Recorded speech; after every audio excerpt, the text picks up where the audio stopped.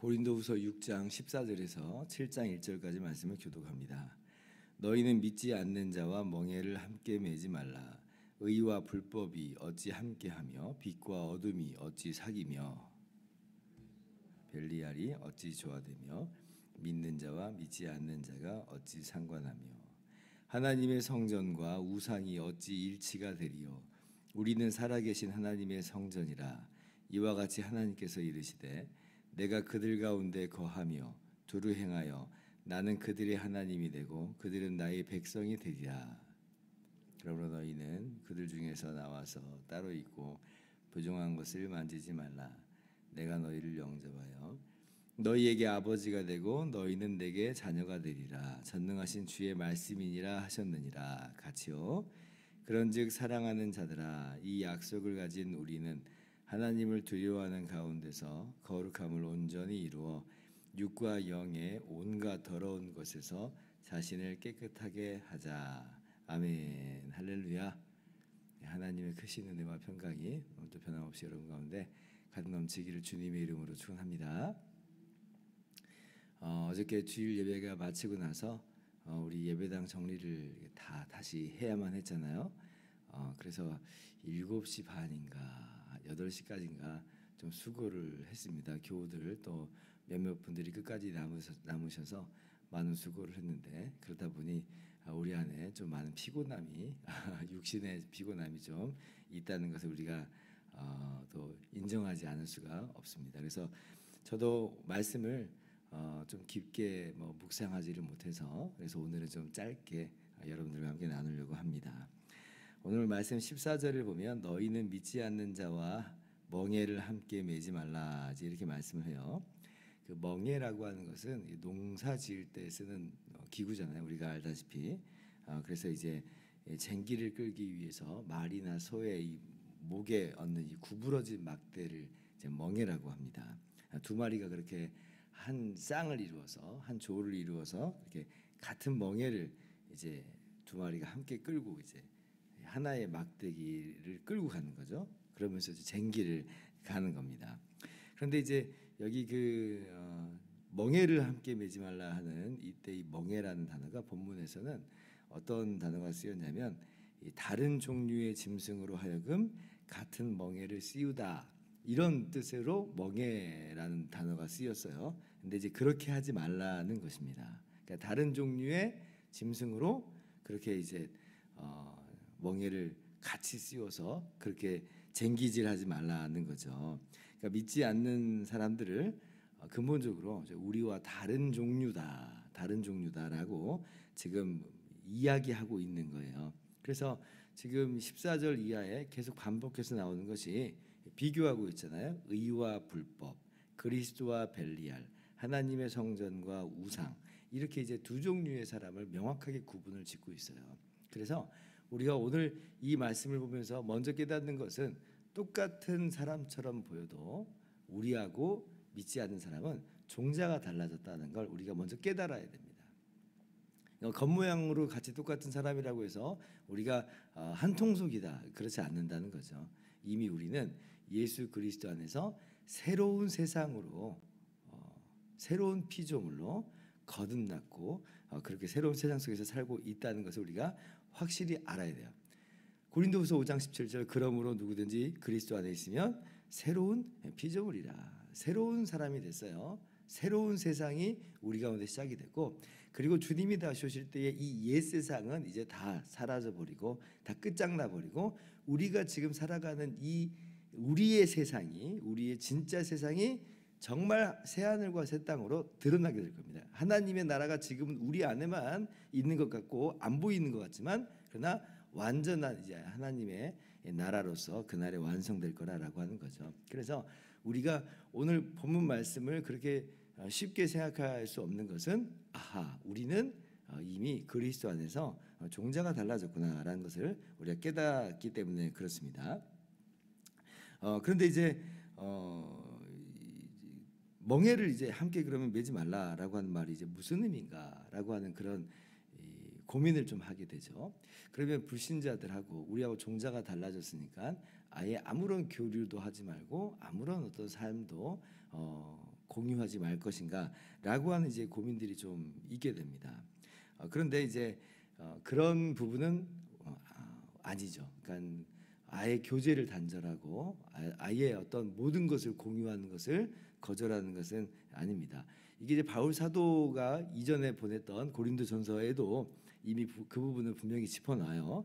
음행하는 자들과 사귀지 말라라고 이제 바울 사도가 편지를 썼는데, 그러니까 고린도 교회가 오해를 해가지고 그냥 모든 이제 그 관계를 막 다 단절하고 안 믿는 사람들, 음행한 사람들 굉장히 많은데 다 그냥 단절하고 막 그렇게 이제 살아야 되는가 이렇게 이해하고 또 그렇게 받아들이면서 지냈던 것처럼 보여요. 그러니까 바울 사도가 고린도전서 5장 9절에 뭐라고 이제 성경 말씀에 기록했냐면, 이 말은 이 세상에 음행하는 자들이나 탐하는 자들이나 속여 빼앗는 자들이나 우상 숭배하는 자들을 도무지 사귀지 말라 하는 것이 아니니 만일 그리하려면 너희가 세상 밖으로 나가야 할 것이라. 그러니까 그냥 모든 관계를 다 단절하고 사는 것은 아니라는 거예요. 불가능한 거예요. 심지어는 우상 숭배하는 자들을 도무지 사귀지 말라 하는 것이 아니니, 그러니까 안 믿는 사람들은 다 우상 숭배자들이잖아요, 당시에. 근데 그래서 그 안 믿는 사람들과의 모든 교제를 다 단절하라 그런 게 아니라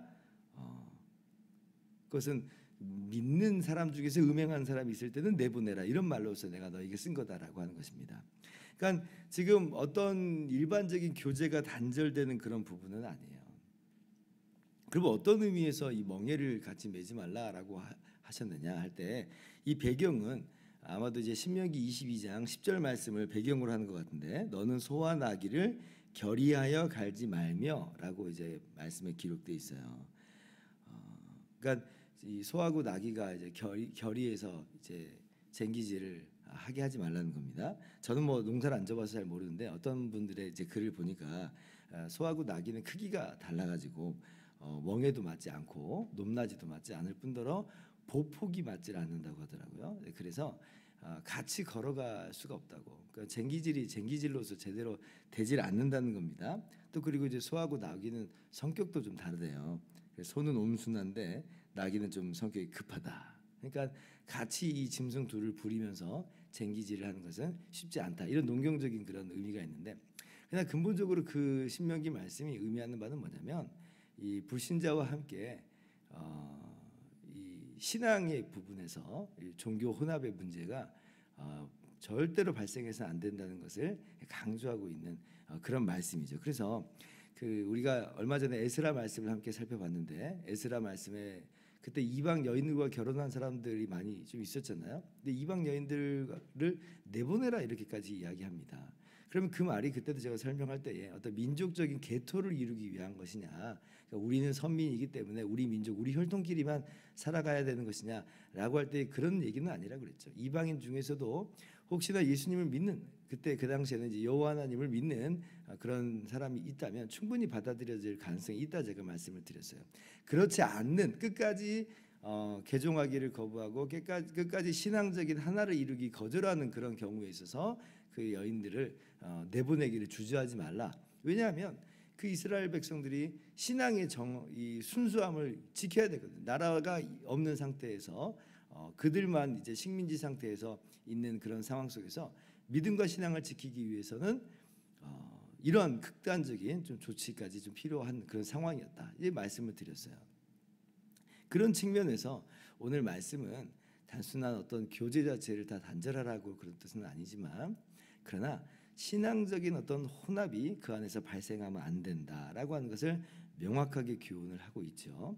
그리고 어떤 측면에서는 어떤 공동의 운명을 함께 나누는 공동의 그런 책임을 그 같은 운명 속으로 몰아넣는 그런 부분에 있어서 그것도 아니다라고 하는 것을 오늘 교훈하는 것으로 우리가 받아들여야 될 것입니다. 그래서 어떤 목사님들께서는 조금 더 오늘 말씀을 엄격하게 적용을 하여서 믿지 않는 사람과 결혼하는 것도 마치 믿지 않는 자와 멍에를 같이 매는 거 아니겠느냐 하면서 믿지 않은 분들과 결혼하는 것, 이미 결혼한 사람들, 이미 결혼할 때 뭐 안 믿은 상태에서 결혼하는 거야 어쩔 수 없지만, 내가 지금 믿는 상태에서 결혼을 해야 된다라고 할 때는 그런데 믿지 않는 자와 멍에를 같이 매는 것은 올바른 모습이 아니다. 그렇게 엄격하게 적용하시는 분들도 있고, 더 엄격하게 적용하시는 분은 이것이 이제 결혼 문제뿐 아니라 더 중요한 사업상에 동업을 한다든가 그럴 때도 마찬가지로 오늘 말씀을 적용하시는 목사님들도 있어요. 가능성이 있습니다. 가능성은 있는데, 그런데 이제 제가 연구를 그 정도로 더 깊게는 못했어요. 그래서 과연 이것이 어떤 동업이나 어떤 그런 것들도 다 하지 말라고 하는 그런 의미로서 말씀하신 것이냐라고 할 때 거기까지는 아직 제가 100% 맞다 이렇게 장담은 못하겠어요. 그러나 분명한 것은 그 모든 과정 속에서 발생할 여지가 있는 종교적인 혼합, 어떤 타협, 그런 부분에 있어서는 절대로 같이 하면 안 되죠. 우리가 그들을 따라갈 수 없는 거예요. 그럴 바에는 차라리 믿지 않는 자와 멍에를 같이 매지 않아야죠. 믿지 않는 자와 같이 멍에를 매지 말아야 되는 겁니다. 그러니까 그들의 삶의 양식, 그들의 삶의 모습, 어떤 그들의 방법들, 세상적인 인간적인 모든 불법과 편법이 난무하는 그런 방법들에 있어서 같이 거기에 동참돼서 같이 어두움과 같이 더러움 속에 뒹구는 것은 절대로 안 되는 거예요. 차라리 그럴 바에는 아예 처음부터 하지 않는 게 훨씬 나은 거죠. 오늘 말씀을 엄격하게 받아들이시는 분은 그래서 제가 이해하지 못할 바가 아니에요. 충분히 가능성이 있다 말씀을 드리는 거예요. 그러나 핵심은 분명한 것은 아예 모든 교제를 물리적으로 단절하는 그런 의미는 아닌 것 같다. 오히려 더 내부적인 심층적인 것이 본질적인 문제라 할 수 있는 거죠. 그래서 7장 1절 보면 결론적으로 그런즉 이렇게 말씀을 하잖아요. 그런즉 사랑하는 자들아 이 약속을 가진 우리는 하나님을 두려워하는 가운데서 거룩함을 온전히 이루어 육과 영의 온갖 더러운 것에서 자신을 깨끗하게 하자. 그러니까 본질적인 그런 내용은 뭐냐라고 할 때에 물리적인 어떤 밖으로 보이는 관계 속에서 같이 하느냐 마냐의 문제보다는 더 깊이 들어가라는 거예요. 우리 내면에서부터 거룩함을 온전히 이루기에 힘을 다하라는 거죠. 육과 영의 온갖 더러운 것에서 자신을 깨끗하게 하자. 믿지 않는 자와 멍에를 같이 매는 것 때문에 우리가 거룩함이 깨지고 육과 영의 온갖 더러운 것에 휩싸이게 될 가능성이 굉장히 높잖아요. 그러니까 그런 부분을 지양하는 거죠. 그래서 오늘 우리가 우리의 삶을 살아갈 때 어저께 말씀 주일 설교에도 잠깐 언급한 것처럼 거룩함을 이루면서 모든 더러운 것들, 육과 영의 모든 더럽고 추악하고 냄새나는 죄악의 부분을 멀리하고 은혜를 받은 사람으로서 은혜를 헛되이 하지 않는 그러한 오늘 삶을 살아가는 은혜에 합당한 열매를 맺고 살아가는 오늘 저와 여러분보다 되기를 주님의 이름으로 축원합니다. 기도하겠습니다.